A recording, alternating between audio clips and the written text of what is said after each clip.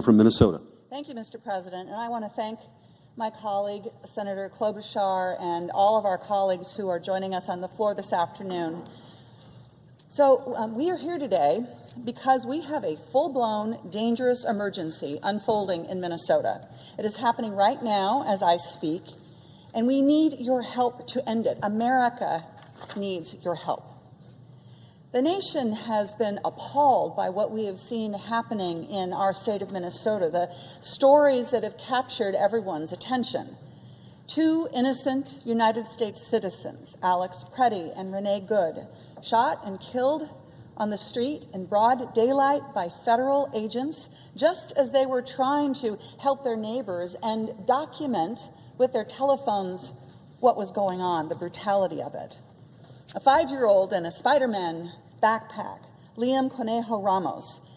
So Liam is coming home with his dad, and the agents are there, and Liam is trying to get inside. The agents try to use Liam as bait to lure the mother outside. And Liam is still in detention. He's still in Texas, a 5-year-old, 1,000 miles away from home. Colleagues, my head is so full of stories that might not have gotten all of the attention, but tell the tale of the brutality and the illegality of Operation Metro Surge in Minnesota. This is about a United States citizen, a young man who's walking out of his place of work to get lunch, and he sees an ICE agent. He's concerned. He's afraid that he might get targeted, so he turns around and he walks the other way, and the ICE agent runs after him and tackles the guy. He's a United States citizen, throws him to the ground, injures him, and detains him for hours. All the while, this young man has documents to prove who he is. It's about a teenager in Willmar, Minnesota. Now, Mr. President, Willmar is a smaller regional center in Minnesota. It is a place where the Jennie-O turkey processing plant is. It is an incredible community. And here is a teenager in Willmar who is stopped by ICE. She is beaten. She gets a concussion. And she is detained for 2 days. And she is a United States citizen. So imagine, it's hard to imagine this, but imagine you're in your neighborhood and there are these roving bands of federal agents. They have no identification. They drive around in black Suburbans. They have masks over their face. And like at the drop of the hat, they just leap out and they go after people. They're restraining them. They're hitting them. They spraying them with chemical agents. And then people are just shoved into Suburbans and driven off. And nobody really knows what happens to them. This is happening in Minnesota if it isn't happening in your neighborhood. And I want people to understand this is not just Minneapolis and St. Paul, where so many of the TV cameras have been. It is Rochester, Minnesota, where the schools are reporting a huge fall off of kids going to school because they're so afraid. Their families are so afraid to send them to school. It's in Mankato, Minnesota, which is in the southern part of the state. It is another regional center, a farming community. I heard today on the public radio station that the local immigrant rights organization is getting 400 calls a day from people who are trying to figure out what their rights are, what to do. A family member of mine is detained. I don't know where they are. This is happening in dozens of cities. So what we have here, colleagues, is a campaign. It is a campaign not about public safety. It is a campaign about fear and intimidation. This is about secret police roaming in our cities with no identification and no name tags. What they do is they overtly target individuals because of the accent that they have, the skin color that they have. And I'm not just imagining this as their motivation, because these agents are telling people this is what's going on. I mean, this is the story of a Hmong woman that I met at Hmong Village just last week, who in tears is telling me that her son has been detained. He's been gone for days and days and days, and she doesn't know when she's going to get him back. Where is he? This is about ICE agents going to a suburban restaurant in the Twin Cities, having lunch, and then after lunch they go into the kitchen to detain the folks that are working in the kitchen. We are seeing this happen every single day. Battering down doors, breaking car windows. There's no pretext, there's no warrant. They're targeting people, not because they know that they've committed some crime, but because of what they look like. And there's this thing that we have in the Twin Cities now, they're called ghost cars. What's this? This is a car that is left in the street, the middle of the street sometimes, the door open, the engine running, the key's still in the car, and nobody's gone. Nobody's there. People know what happened. ICE came and got whoever was driving the car and took them away. You know, if you are going through a legal immigration process in this country, you go through a process, and it's your obligation, your legal obligation, to check in with the federal authorities. And what's happening now is that folks are getting legal residence, getting a letter to appear. They have a choice. They know that if they don't comply, they're breaking the law, so of course they comply. But when they go to the courthouse, what happens is an agent is waiting outside the courthouse. An agent is there to detain that person who is following the law, who has done nothing wrong. In fact, they're doing everything they possibly can do to comply with the law, and yet they're being detained. These are not, my colleagues, these are not what you hear from this administration about the so-called worst of the worst.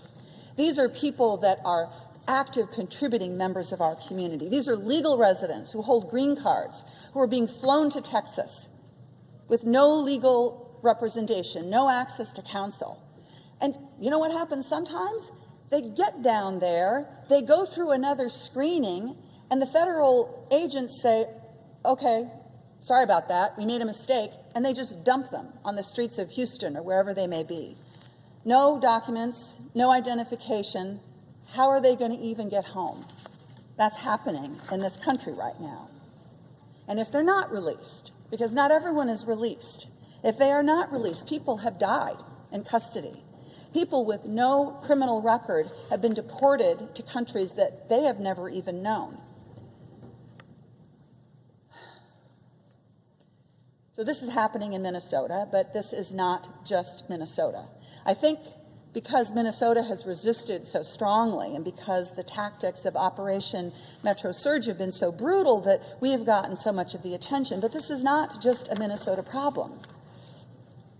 I ask you, colleagues, to consider how these dangerous and poorly trained and unaccountable ICE agents have been treating Americans who have been exercising their constitutional right to peacefully speak and to demonstrate.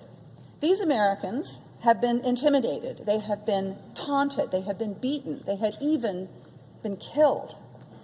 We've seen the images of people being maced at point-blank range. You can see this in the final pictures of Alex Pretti before he is killed.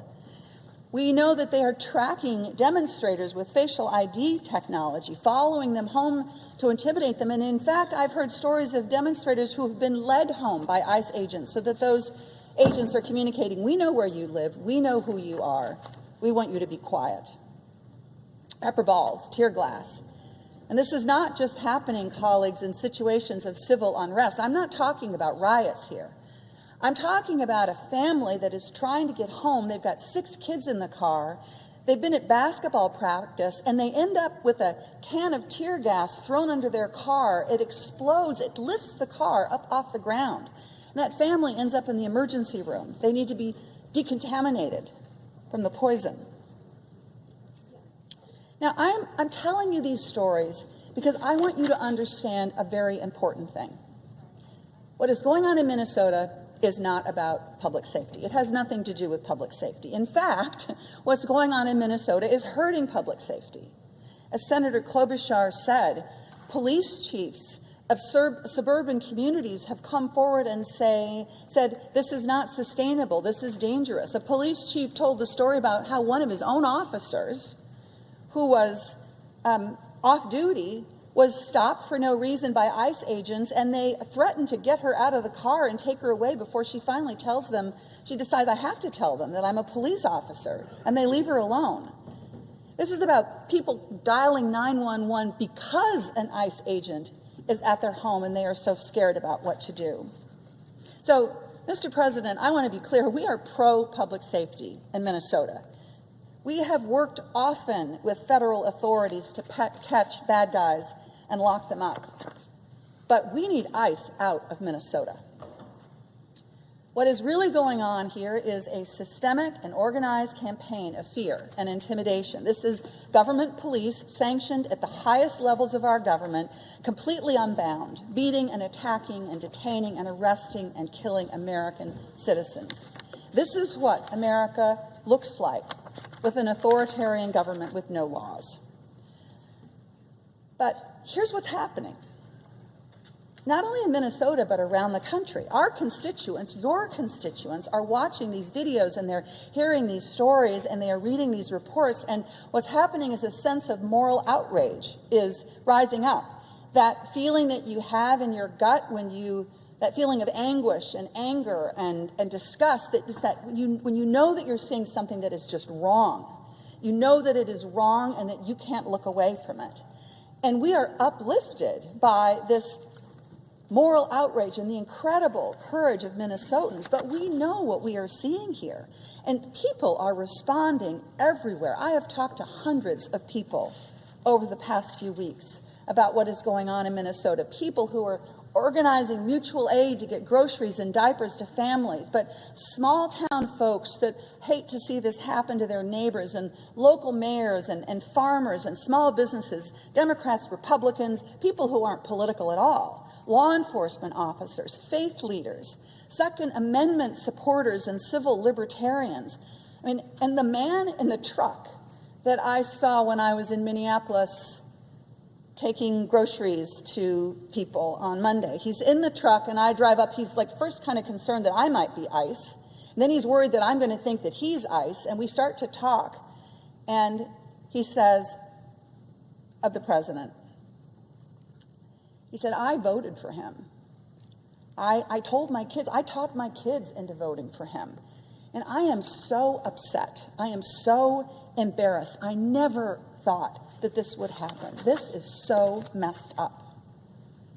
This, colleagues, is the coalition of the horrified, the people who see this and feel a sense of moral outrage, people who are bound together not by politics or faction or identity, but that feeling in your gut that what you're seeing is wrong and that we have to do something about it, that this can't be how we operate. So that brings us to here today in this august chamber of the United States Senate. And we ask ourselves, okay, what do we do? What is our place here? And we've all worked really hard to get here. And we all are here, I believe, because we love this country. And I suspect that almost all of us who serve in this chamber understand, they see the threat, we see the threat that this poses to the very underpinnings of our country. And I am so grateful to my colleagues on both sides of the aisle, Republicans and Democrats, who have spoken out, who have called for a fair and impartial investigation, who have called for changes of leadership. I agree with that. That's all really important. But colleagues, that is not going to be enough to stop this. This is a crucial moment in our country, not just for Minnesota, but for our entire country. And our answer to the question of what we do in the face of this illegality, this brutality, our answer to all those people, all those constituents who feel that sense of moral outrage, who are begging us to stand up for them, our answer can't be that we're not going to do anything. It can't be the status quo. It can't be, well, the procedures of the Senate and the House make it really impossible for us to get something done, so there's really not that much that we can do right now. That's not acceptable. But colleagues, I can see a path forward. And look, I want to be really clear. In my view, we need to start over with the Department of Homeland Security. I think it should be ripped down to the studs and that we should start over. But that is not the question for today. That is not the question for right now. Right now, we need to take immediate, common sense steps to stop the worst of the violence and the violations that Americans are suffering. So, to be clear, I will not vote for any funding for DHS if we do not take action to stop this emergency unfolding in my state. And I truly believe that we can find agreement on both sides of the aisle for a path forward. And it will not solve all of these problems, but we can address the worst of the assault. We need to end these roving patrols of federal agents that are detaining and arresting people who've done nothing wrong. You can't break down someone's door and arrest them without a warrant. We need accountability. I mean, ICE agents should be required to abide by the same set of laws, the same use of force standards that your local police department abides by. We need a fair and unbiased investigation. And we need no more of the secret police, no more masks and agents without proper identification and body cameras. I mean, to me, these seems like pretty simple and common sense and reasonable reforms that can only be achieved through the force of law. We are long past the moment where any letter or executive order or promise can secure our trust. This is our path forward.